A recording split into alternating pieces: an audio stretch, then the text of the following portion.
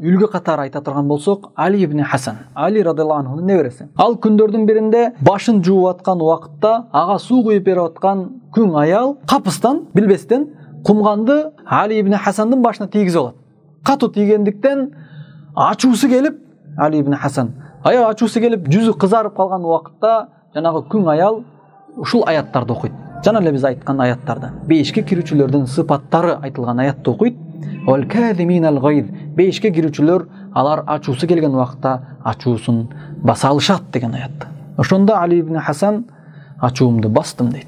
Булар мына ушундай адамдар болгон, Аллах Тааланын аяты айтылган убакытта дароо иш жүзүн ашырганга, амал кылганга киришет эле. Ачуумду бастым дейт. Аяттын уландысын окуйт. Вал афина анин нас, бейишке кирүүчүлөр алар адамдардан кеткен катачылыктарды кечиришет деп. Ошондо Али ибн Хасан мен кечирдим деди. Сенде кеткен катачылыктарды кечирдим деди. Жана күң аял аятты уландырып, Аллаху юхиббул мухсинин, Аллах Таала ихсан кылуучуларды жакшы көрөт деди эле.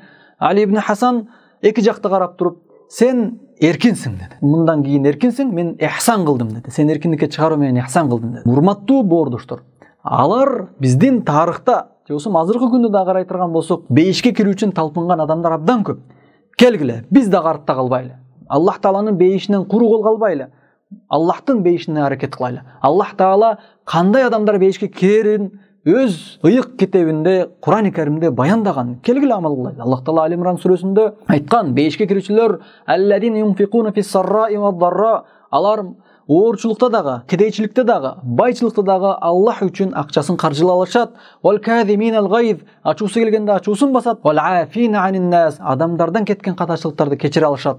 Валлаху юхиббул мухсинин, Аллах Таала ихсан кылуучуларды жакшы көрөт.